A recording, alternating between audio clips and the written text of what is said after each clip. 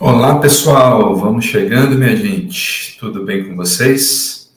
Como é que passaram aí de feriado, né? Espero que todo mundo bem, com saúde. Aqui nós seguimos com o estudo do nosso livro, Ao Encontro de Si Mesmo, né? Quem não teve a oportunidade de adquirir ainda, né? Meu livro, o livro que eu escrevi com a Iris, o prefácio de Joana de Ângeles. Então, assim, estamos estudando esse livro, capítulo por capítulo, desde a introdução.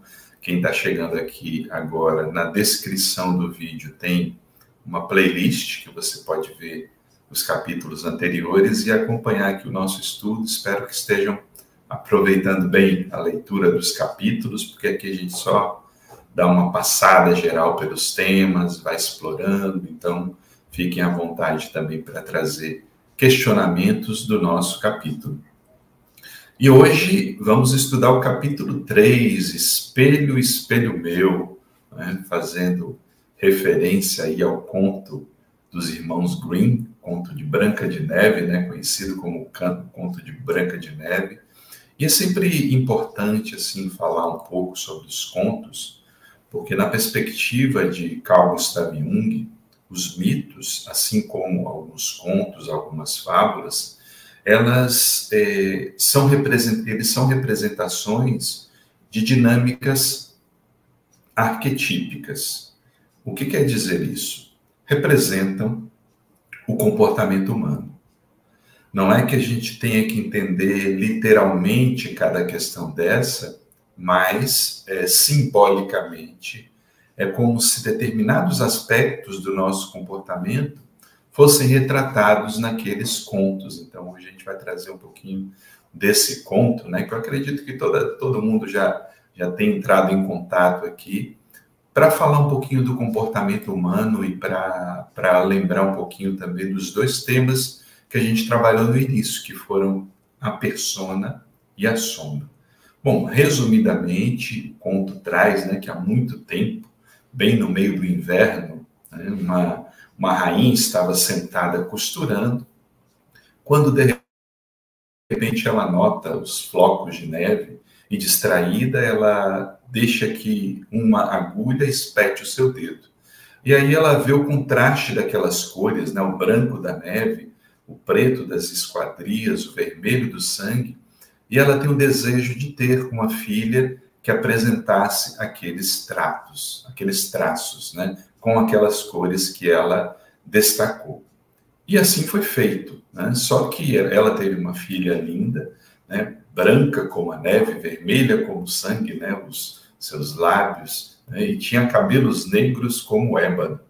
Só que acontece que a rainha morre, né? A rainha morre quando ela nasce, e um ano depois o rei se casa. E o rei se casa com uma mulher muito linda, mas ao mesmo tempo muito vaidosa, muito orgulhosa, que não podia suportar a ideia que tivesse alguém mais bonita do que ela. E ela tinha um espelho com poderes mágicos, e ela faz a pergunta ao espelho, sempre tentando detectar se havia alguma concorrente que fosse mais bela que ela. E ela pergunta, né, nas narrativas dos contos: espelho, espelho meu, existe alguém mais bela do que eu? E no começo, durante muito tempo, o espelho diz que não, que ela era a rainha mais bela, a mulher mais linda de todos os tempos. Mas o que acontece?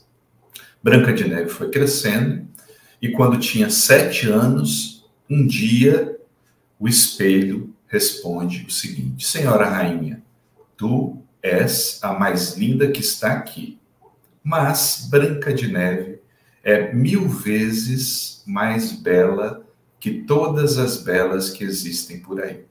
E aí, nisso, a rainha fica furiosa, e ela bola um plano, chama o caçador e diz para matar a menina. É um conto trágico, né? A gente conta para as crianças, mas é um conto trágico. E o caçador leva a menina Branca de Neve até a floresta, decidido, né, a dar um sumiço. Mas na hora que ele está prestes a cometer, né, o plano que a rainha tinha traçado, Branca de Neve, uma criança linda, implora para ele que não fizesse aquilo, que ela iria fugir. Ele se sentiu poupado da tarefa desagradável. E naquele instante estava passando um jovem javali e o caçador vê a oportunidade de levar para a rainha o fígado, né, e o pulmão do javali, conforme ela houvera solicitado. E assim foi feito. Ele mata, leva para a rainha, e durante um tempo, né, ela fica muito satisfeita com aquilo. Só que depois ela volta a perguntar para o espelho: espelho, espelho meu, existe alguém mais bela do que eu? E aí o espelho diz que, longe dali, uma criança continuava bela. O que tinha acontecido? Branca de Neve fugiu pela floresta e encontrou, como bem sabemos, a casa dos 7 anões.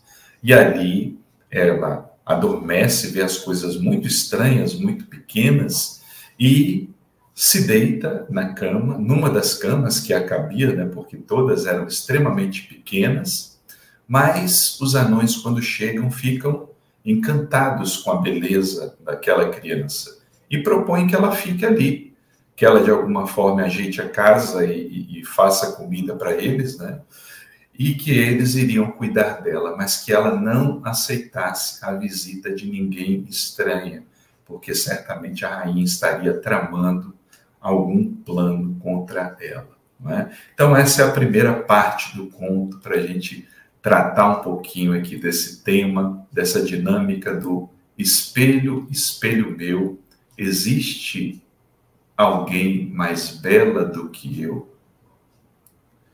Quando ler, né, quando a gente faz a leitura desse conto, o que traz para vocês? Porque é importante, muitas vezes, a gente se deparar com sentimentos que vêm à tona, né? O que quer dizer essa dinâmica de uma criança que vai se desenvolvendo e de uma rainha que, ao mesmo tempo que é bela, né, por fora, mostra uma face extremamente cruel do lado de fora, né? Claro que a gente poderia dar diversas interpretações aqui, o mito, o conto não tem uma interpretação única, né, mesmo porque as dinâmicas arquetípicas, elas são muitas, e o olhar de cada pessoa também pode transformar.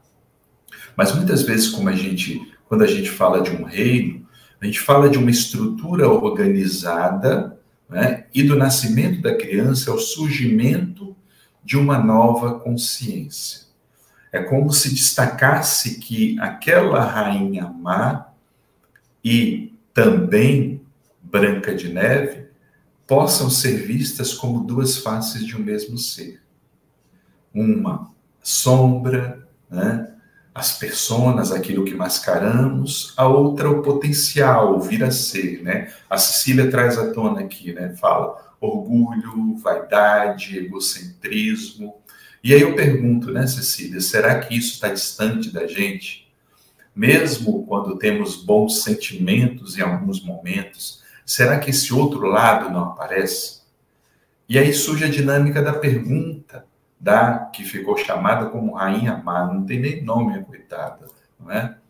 A pergunta feita pela personagem que ficou conhecida como Rainha Má demonstra que ela possuía excessiva preocupação com a imagem projetada, mais até do que com suas qualidades intrínsecas. E aqui, muitas vezes, isso demonstra uma dinâmica que acontece com seres humanos, por isso é uma dinâmica arquetípica. Nos preocupamos com a imagem projetada para que seja a mais bela imagem, mas na sombra fica escondido o quê? Aí voltamos para aquele ponto que nós trabalhamos em alguns capítulos anteriores. Quanto mais energia a gente coloca na persona, principalmente quando essa é distante da imagem real do ser, mais alimentamos a nossa sombra, aquilo que nós queremos esconder. E aí, né, nós trazemos, de certa forma, é comum observar que aquilo que Jung definiu como persona e que revela a imagem que projetamos em nossas relações, ocupa espaço significativo na psique humana, pois nem sempre o estado vivido e sentido internamente é o que se expressa. Voltando a falar um pouquinho da persona, né, e recordamos, não é que a persona seja sempre e de todo negativa. A persona pode ser uma vestimenta adequada a determinado momento, a determinada circunstância, um padrão de comportamento exigido, né, um momento que exige certa dinâmica, certo tipo de atitude, e nada de mal. O problema é quando essa persona ela se torna oposta aos nossos verdadeiros sentimentos. O problema é quando nós queremos esconder sentimentos para não mostrar ao coletivo, mas ao mesmo tempo nós estamos nos escondendo de nós mesmos. É o espelho da rainha. Não é? Ela quer projetar a mais bela imagem, não quer concorrência naquela imagem, mas ao mesmo tempo vai alimentando uma sombra capaz das maiores atrocidades. E aí, por que isso ocorre? Vem a pergunta. Isso ocorre porquanto, na tentativa de se adaptar à coletividade, e normalmente trazendo consigo o medo de não ser aceito como se é, os indivíduos tendem a adaptar o seu comportamento ao que é esperado dentro de cada contexto. A persona também é uma tentativa de adaptação do ser. E por isso que é importante nós estarmos conscientes das personas que nós mais vestimos, do que mais nós queremos transparecer no contato com o coletivo. E principalmente se alguma dessas personas começa a nos incomodar. Porque qualquer tentativa artificial de produzir uma impressão no coletivo que não esteja em contato, em sintonia com a minha natureza íntima, vai trazer certos sintomas. E aí o ponto é conhecer as pessoas que nós mostramos, conhecer as vestimentas que nós colocamos para o coletivo e perceber se elas trazem desconforto ou se estão ok. Mas também perceber se elas possibilitam um crescimento e um desenvolvimento da personalidade a ponto das conquistas que nós vamos fazendo ao longo do tempo sejam incorporadas na minha forma de ser. Possam fazer parte do contexto de apresentar ao coletivo aquelas minhas novas descobertas, porque se tentarmos ficar presos ao passado, nós não nos desenvolvemos. E aí é que vem o ponto. Na tentativa de se manter a mais bela, a rainha má mostra seu lado mais sombrio. O lado não aceito e mais vil da rainha vem à tona, demonstrando o risco de tudo aquilo que se tenta esconder e que ganha força até revelar o verdadeiro caráter do ser. Então, ao tentar mostrar somente a face mais bela, o que acontece? Ela contrata um caçador para exterminar Branca de Neve, porque ela não podia aceitar a ocorrência. E esses são os nossos boicotes. Esses são os momentos em que nós atiramos no próprio pé. Isso, muitas vezes, vem na forma de procrastinação, daquilo que eu não quero ver no meu comportamento, mas eu projeto numa outra pessoa, numa outra circunstância. O que nós não desenvolvemos vai criando uma tensão. Uma parte nossa quer crescer, quer se expressar, quer se desenvolver, porque isso é o quê? É uma lei natural. O self, enquanto arquétipo, ele nos impulsiona para o processo de individuação.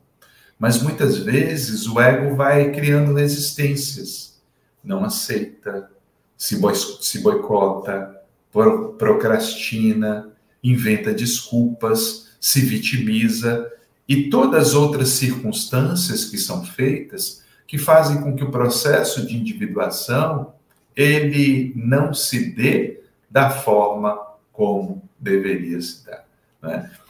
Numa perspectiva simbólica, e aí é importante lembrar o que Jung trazia a respeito do próprio sonho. Quando analisava o sonho, ele dizia, olha, todos os personagens do sonho são o próprio eu, mas que em faces apartadas.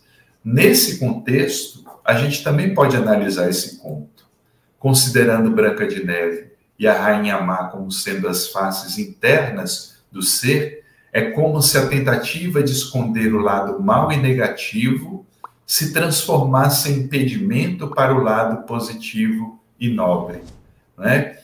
E aí as pessoas, claro, quando literalizam, fica difícil fazer essa leitura.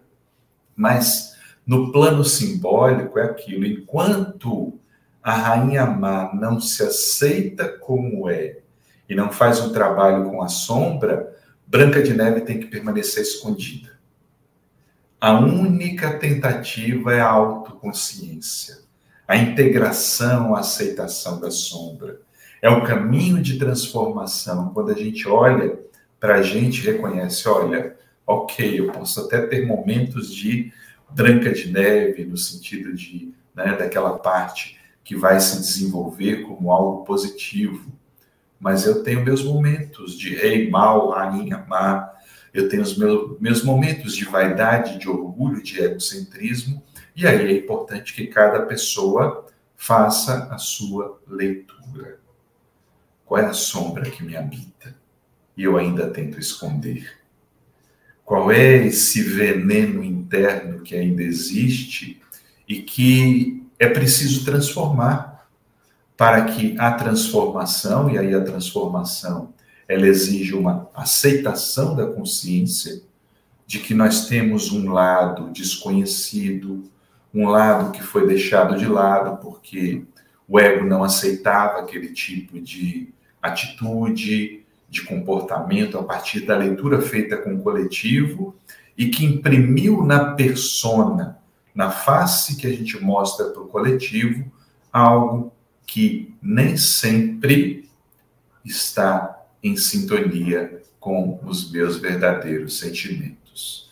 Do mesmo modo que o self, o arquétipo da totalidade, da personalidade, nos impulsiona ao autodescobrimento, esse encontro entre o lado luminoso, representado por Branca de Neve, e o lado denso e sombrio, ocupado por sua madrasta, é inevitável. Esse encontro é inevitável. A gente pode tentar fugir da sombra, mas em algum momento ela vai se fazer presente, ela vai se fazer vista.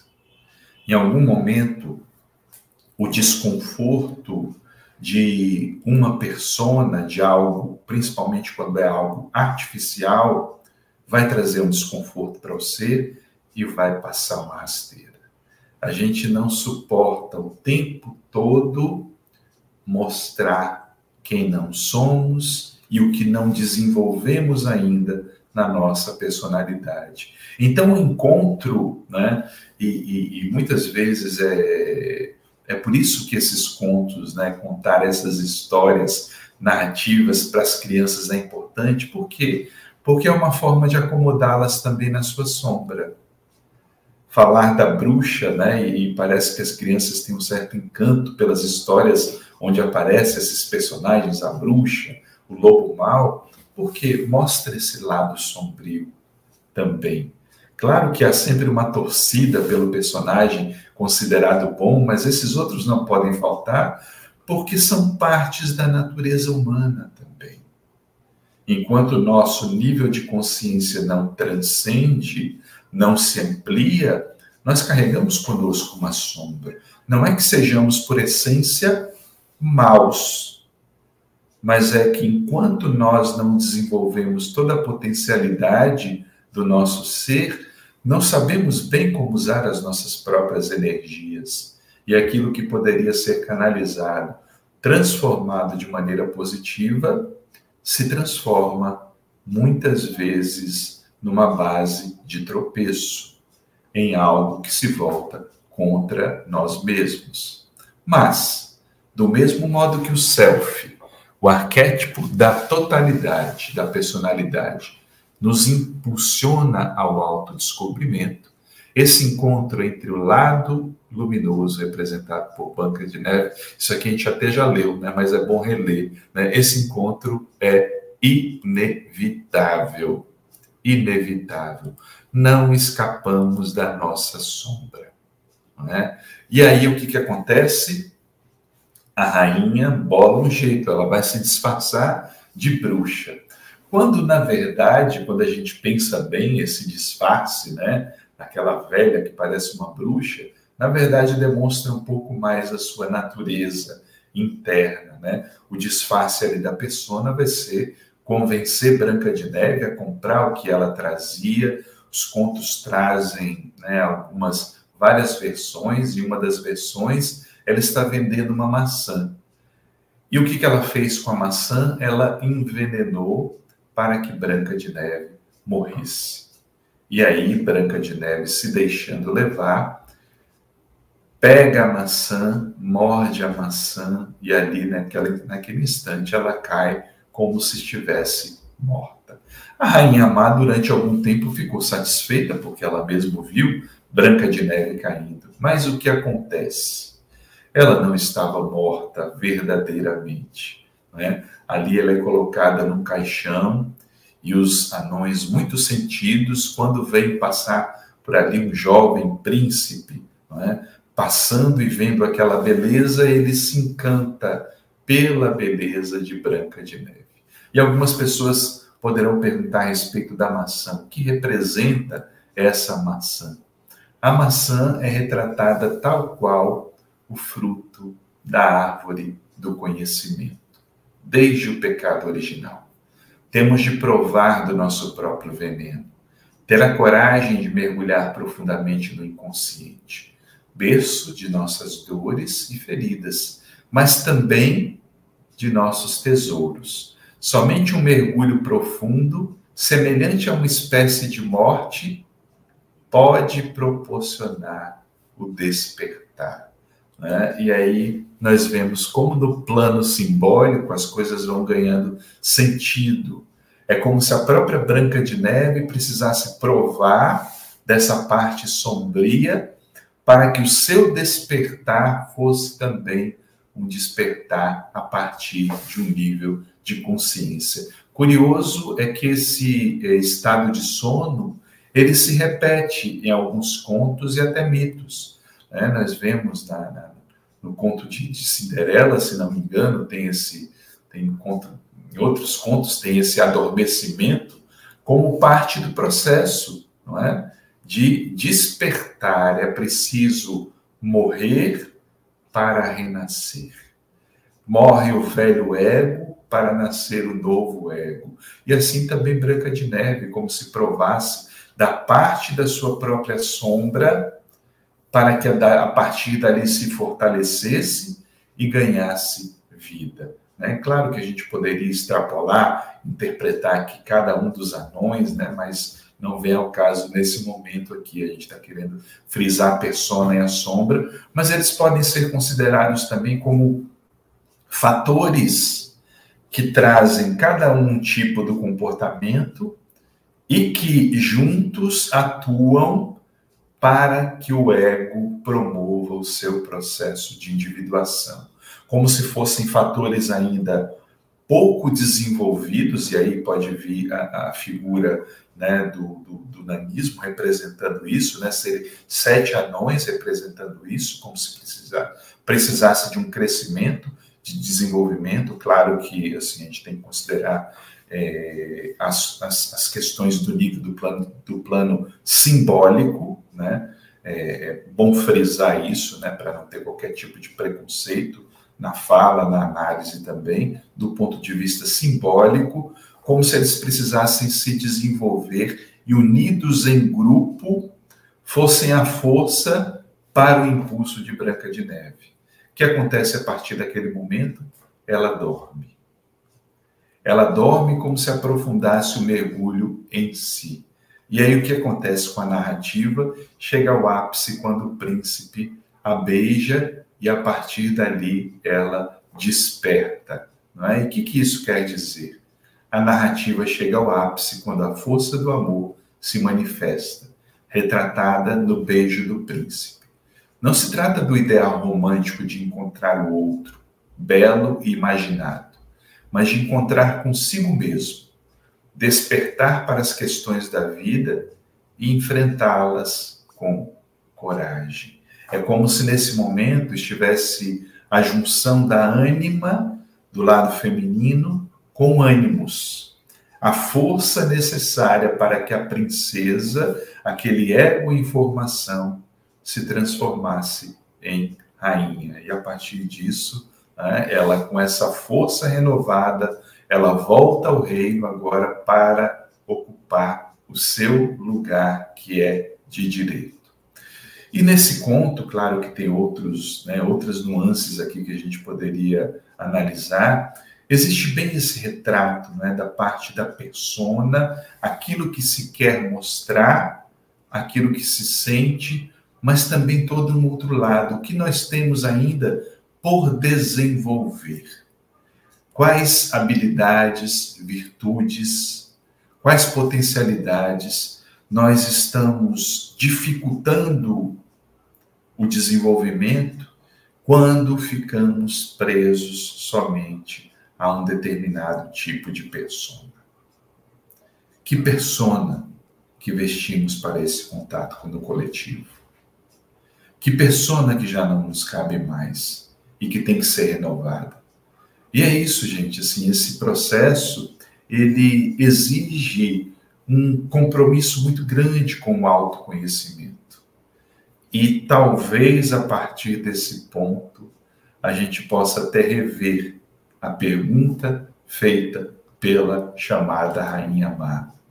Por tudo isso, em vez de perguntar ao espelho se somos a mais bela imagem projetada, será mais válido nos ocuparmos na construção da beleza interior, que por ser única não pode ser ameaçada por ninguém.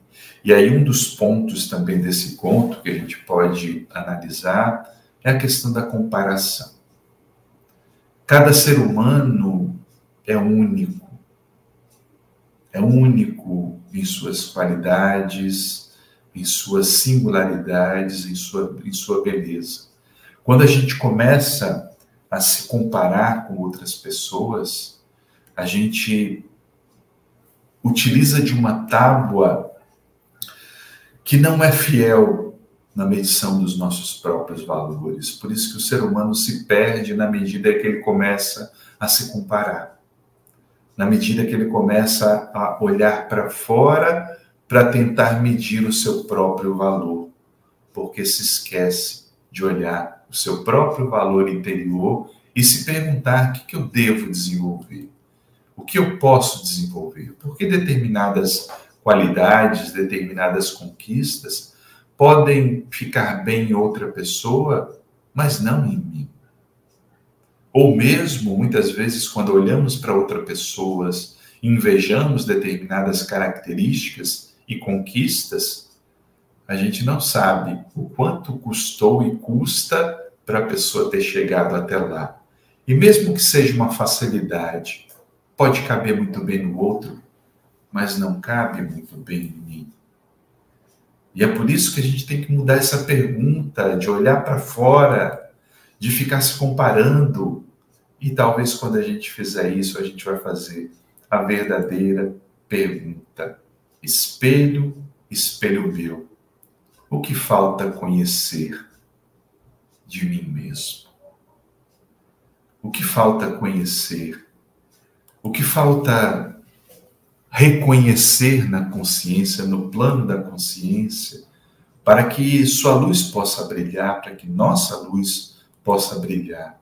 Aí a gente muda a pergunta.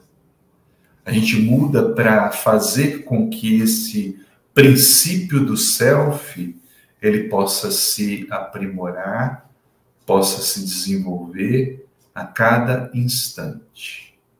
Não importa se nós temos a sensação de que o tempo já passou, de que chegamos atrasados, e pode chegar a qualquer hora depois você volta lá para o começo e vê de novo. Para o selfie, o tempo é agora. É o tempo que a gente decide que vai fazer o processo de transformação. É o tempo que a gente olha para as máscaras que colocamos ao longo do tempo e diz: não preciso mais delas. Agora eu posso ser sincero com os meus sentimentos. Eu posso olhar para aquilo que considero como sendo inadequações e me propor a desenvolvê-las, a transformar dentro das minhas possibilidades. Não mais me comparo com outras jornadas e pessoas, porque sei que cada ser é único e que para o selfie não importa se eu sou mais belo por fora, não importa se eu sou mais rico, não importa onde eu me encontro, com quem eu me encontro, mas a minha atitude no local onde eu me encontro. A minha atitude. A minha atitude. E a nossa atitude, quanto mais for um compromisso para conosco, para com a nossa vida, para com a nossa jornada, né? Mais existe esse sentimento interno de olhar para a vida e dizer: olha, está valendo a pena essa jornada. Está valendo a pena o esforço, está valendo a pena o enfrentamento de todos esses desafios, porque estou me descobrindo. Mesmo que de vez em quando a gente se depare com umas faces sombrias, tais quais a Rainha Má, mas que a gente não precisa, a partir disso, ter ações que venham a violentar outras pessoas e a nós mesmos. Porque quanto mais a gente conhece da sombra, mais a gente pode fazer um processo de transformação na consciência e canalizar aquela energia que era negativa de uma forma construtiva, positiva. E é isso que a gente tem a aprender com a vida, a transformar, para que, olhando para a nossa existência, a gente faça valer a pena, né? E pensando em valer a pena, né? Eu quero dedicar esse encontro de hoje a um amigo muito querido que partiu, né? O nosso André Luiz Peixinho, que felizmente eu tive a felicidade, eu e Iris, né, tivemos a felicidade e a honra de conviver com esse ser humano fantástico, encantador, que chamava as pessoas, entusiasmava as pessoas a partir daquilo que ele vivia, né? E foi assim que ele partiu. Partiu numa reunião de trabalho, fazendo aquilo que ele mais gostava, aquilo que ele acreditava. E deixa uma lição para todos nós, para que a gente se comprometa naquilo que a gente acredita, mesmo que não seja um ideal externo, um ideal grandioso, não é o tamanho do ideal, mas é aquilo que toca o seu coração, aquilo que faz você vibrar. E para cada pessoa pode ser uma coisa diferente, porque o self é muito rico em possibilidades e potencialidades. E nós tivemos a grata satisfação de conviver com esse amigo que partiu, vai deixar saudades, mas certamente vai seguir revolucionando onde quer que se encontre. Então, né, a partir disso aqui, vamos terminando esse encontro de hoje, um encontro um pouquinho mais breve, né, gente? Mas o capítulo é breve, mais para fazer as referências, né, a esse processo. Pois é, Dari, né, contribuiu com muitas pessoas, né, muita gente o conhecida, muita gente querida, e é isso. Mas serve também para a gente pensar na nossa vida, na nossa trajetória, que por mais longa que seja, é ao mesmo tempo breve, é um suspiro, é uma passagem, e que seja profundamente significativa para que a gente possa construir o nosso reino interior.